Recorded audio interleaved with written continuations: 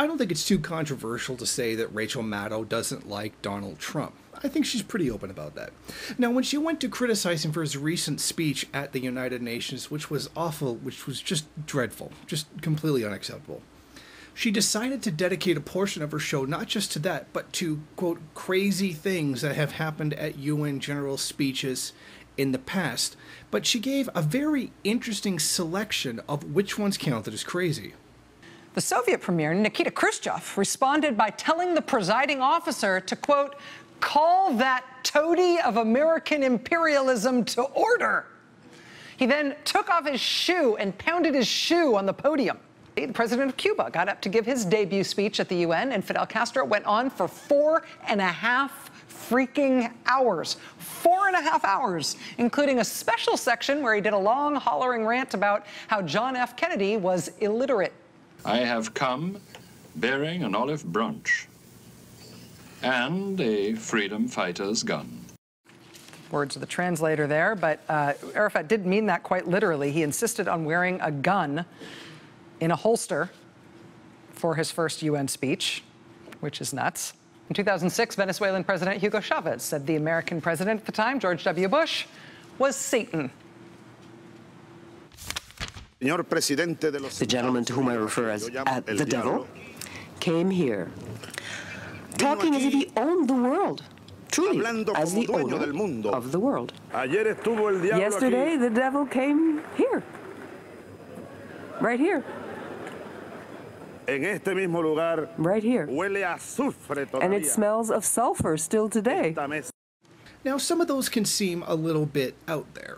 And granted, they can seem just a little bit crazy to someone who isn't really familiar with politics or the particular context in which some of these were taking place.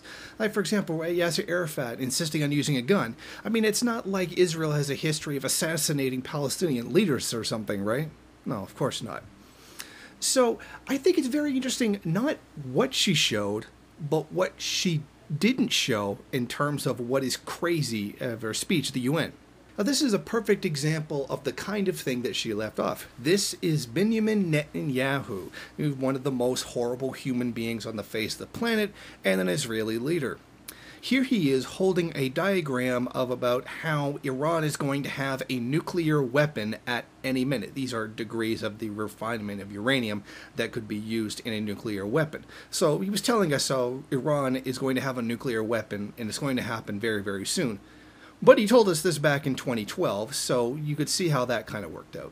Now, this was pretty outlandish. This was a guy with a chart that he just made up. It's not indicative of anything that's actually happening. It's completely phony. Yeah, this is the degree uranium would have to be refined until it could get to the point of being a nuclear weapon, but that doesn't demonstrate that Iran has it or that Iran was intending to do it. As we can see from history, Netanyahu was very wrong, and he was just taking an entire act just to try to demonize Iran. Now, isn't it interesting how Rachel Maddow just kind of forgot this one? I mean, her biggest complaint was, how Fidel Castro talked too long, and that was somehow crazy and worth mentioning. Yet this graphic, which is a notorious situation and a picture that became quite a part of urban legend and was a meme for quite a while, just conveniently got ignored. One wonders why Rachel Maddow thought that one shouldn't make the list, but these other ones, some of them actually quite innocuous, as with Fidel Castro, whose crime was speaking too long.